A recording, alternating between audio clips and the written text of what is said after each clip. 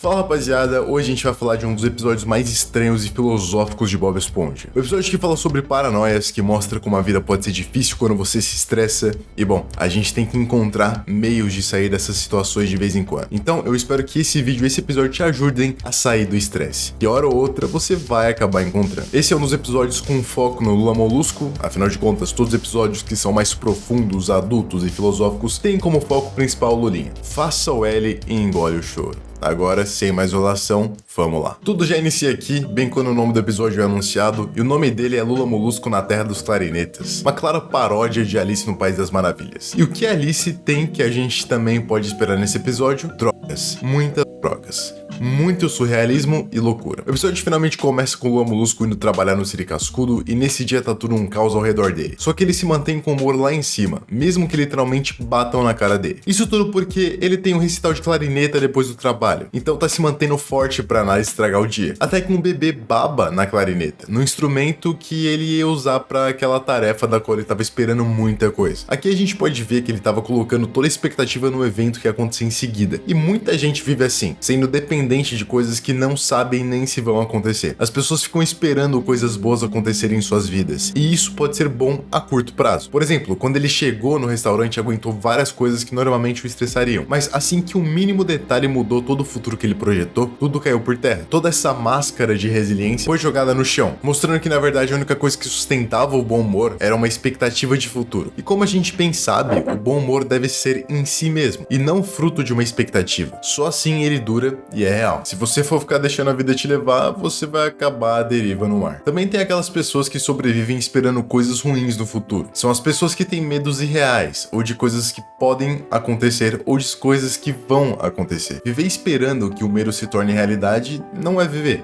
é nem sobreviver. É estar morto antes da hora. Morrer na própria vida. É uma espécie de suicídio mental. Em vida. Por conta do que aconteceu, ele exige do siriguejo um lugar para guardar os seus pertences pessoais. E o mesmo consegue um cofre que tá todo enferrujado e lascado, e o Bob Esponja limpa aquele cofre sendo uma esponja. E pela primeira vez ele faz a tarefa dele, que é realmente ser uma esponja. Mesmo debaixo d'água, ele normalmente não suga água, mas dessa vez ele sugou. E não só isso, porque como a gente sabe, o Bob Esponja é um personagem bem proativo. Ele é o ideal de qualquer pessoa. Ele tem bom humor, é autêntico e faz as coisas da maneira certa. Bom, quase sempre, né? O que ele fez dessa vez foi simplesmente criar um monte de armários dentro do cofre. Ele praticamente criou um universo só de armários. O cara é praticamente um deus. O Lula Molusco guarda a clarineta ali dentro, por mais que ele ache muito estranho. E ao que tudo indica, o Bob Esponja fica tão obcecado com aquele lugar que ele fica fazendo reformas o tempo inteiro lá dentro. E daqui em diante a gente não tem mais o episódio Bob Esponja. O que a gente tem é um grande filme de terror. No meio daquela cidade de cofres, o Lula Molusco se perdeu dentro de uma cidade de clarineta. Eu sei, é meio confuso, mas dá pra entender. Até que do nada aparece a cabeça de um gavião, que diz ser o zelador da floresta. Um corintiano, né? Um corintiano ali no meio do nada. Tinha que ser. O Lula Molusco diz que foi buscar a clarineta dele, da qual ele é o dono, ao que o zelador responde isso aqui. Acontece que clarinetas não têm donos. E nesse momento, você já deve ter percebido que nada do que tá acontecendo aqui é algo real. É tudo fruto da mente perturbada do Molusco. Afinal, essa é uma reflexão bem perturbadora e que quebra todos os paradigmas do que a razão considera lógico. Mas o que não ser dono de clarineta pode significar para o Lula Molusco? Bom, a minha interpretação é de que isso pressupõe uma noção de que ele não possui controle sobre aquele objeto. Como se por mais que ele esperasse da hora de ir pro recital, talvez isso nunca acontecesse. Porque não é ele quem decide se isso vai acontecer ou não. É simplesmente o mundo. Fora que ele tá obcecado em encontrar a clarineta, mesmo não sendo a hora de ir pro recital. E percebendo que ele não encontra o instrumento, o senso de controle se desfaz. E isso pode ser assustador para as pessoas que gostam de controlar tudo, como é o caso dele mesmo. Afinal de contas, ele tá sempre irritado com alguma coisa, tentando comandar coisas que não pode controlar. É o famoso conceito do pantarrei na filosofia, criado por Heráclito, que diz que não dá pra se banhar 2 vezes no mesmo rio. Isso porque quando você se banha uma vez, você é uma pessoa, e quando você sai do rio, você já é outra. E quando você for entrar de novo naquele rio, você já é outra completamente diferente. E é justamente por causa dessa efemeridade que não podemos esperar que as coisas que imaginamos sejam reais, porque o mundo muda a cada segundo e as nossas próprias vontades também mudam. Em seguida, ele amassa o Molusco, e fala que aprendeu a respeitar. Só que mesmo assim o Gavião joga ele longe, com a desculpa de que não acreditou. Então ele vai até um lugar que parece um cenário de Rick and Morty, onde Bob Esponja estava, e realmente parece muito um cenário de Rick and Morty. Que saudade de Rick and Morty, pena que o criador de Rick and Morty é um palhaço. Que pena. Mas saudade, mesmo assim. Que pena. Enfim, vamos continuar. Neste lugar, ele cai dentro de um outro que tem uns espelhos e ao pensar que pegou a clarineta, ele se olha no espelho e os reflexos dele engolem um instrumento, como se fossem obcecados por aquilo. E essa é uma das imagens mais bizarras que Bob Esponja pode mostrar pra gente. E olha que esse desenho tem muita bizarrice e essa aqui supera alguns limites, tá? Ele quebra alguns paradigmas. Foi como se o Lula Molusco mesmo estivesse devorando, e mais do que isso, estivesse sendo sufocado pela clarineta. Os clones ficam soprando a orelha dele, indicando que provavelmente ele estava sendo pressionado com aquilo. Ele estava com muita pressão, tinha muita coisa acontecendo. Em seguida, ele cai em um pinball do Bob Esponja, e o Patrick tava lá, e ele manda nada mais, nada menos do que a letra. Deve ser toda essa pressão. O que é que você está falando? Deve ser a pressão.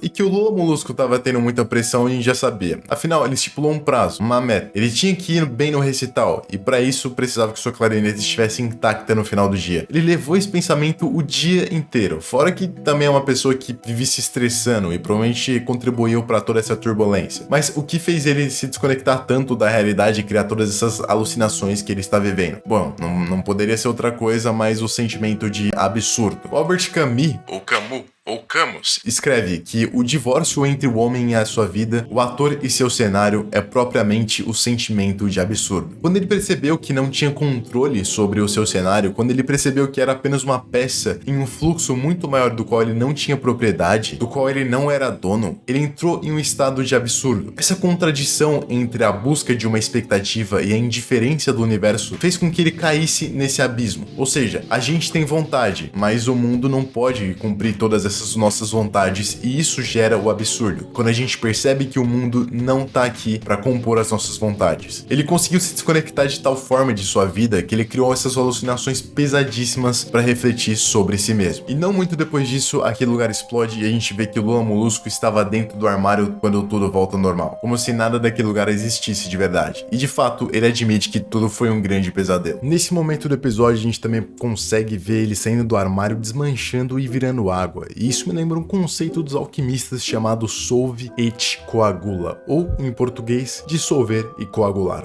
ou desmontar e unir. Existem muitas teorias do que os alquimistas queriam na realidade. Dizem que principalmente foi por causa de Aristóteles que eles surgiram, porque Aristóteles propôs que os metais evoluíssem e sua última e mais pura forma era o ouro. E por isso eles tentavam transformar prata em ouro. De certa forma, o Aristóteles até acertou. Por exemplo, o carvão pode vir a se tornar diamante. Claro que a gente sabe que a alquimia dessa forma tão mítica e mágica não é verdadeira nos dias de hoje. Porém, muita gente interpreta esse conceito de transformar prata em ouro com um significado mais filosófico, no sentido de transformar uma alma ignorante em uma alma sábia. E para isso é necessário dissolver e depois coagular. Coisa que o Lula Molusco fez durante o episódio inteiro. Ele dissolveu tudo dentro de si a um estado absurdo, até escorreu literalmente, e depois ele se remontou. Ele se desconstruiu até descobrir que estava estressado e com muita pressão. Claro que ele não virou o sábio, mas assim ele pôde chegar cada vez mais perto da verdade de si mesmo. Ao que tudo indica, ele foi até o armário pegar a clarineta, mas ao chegar lá, ele não viu ela. E por isso ele entrou nesse estado de ataque de pânico misturado com muita depressão e droga.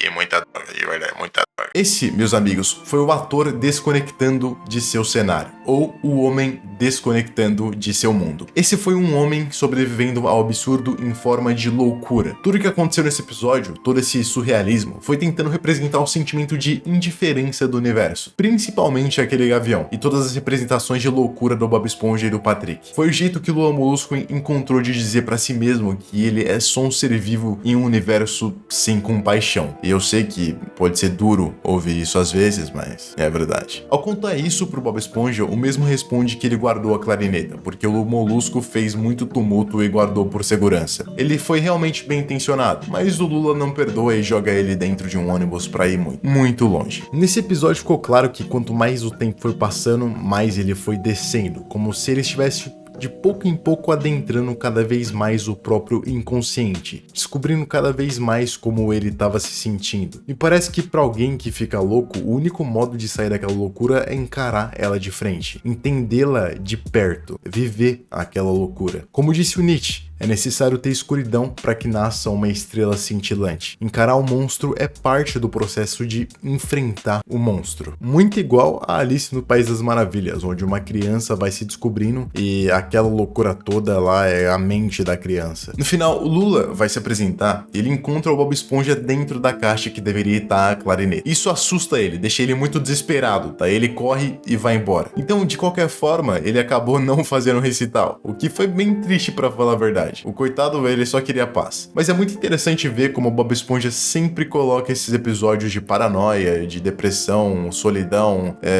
essas coisas mais fortes sempre tá na mão do Lula Molusco. Eu acho que a gente tem mais continuidade aqui do que a gente pensa que tem. Mas não se esqueça que não é só Lula Molusco. Hora ou outra você vai encarar o sentimento de absurdo. Uma hora ou outra você vai desconectar do fato de que você é humano. Uma hora você vai perceber o grande cenário em que tá envolvido e vai se ver como um grande ator. E é nesse momento que você vai ter que enfrentar o absurdo.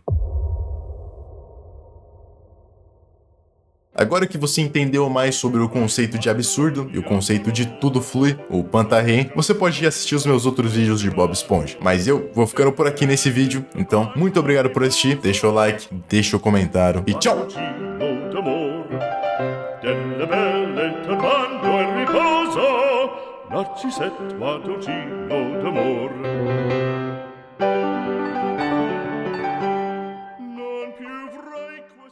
ハムレット R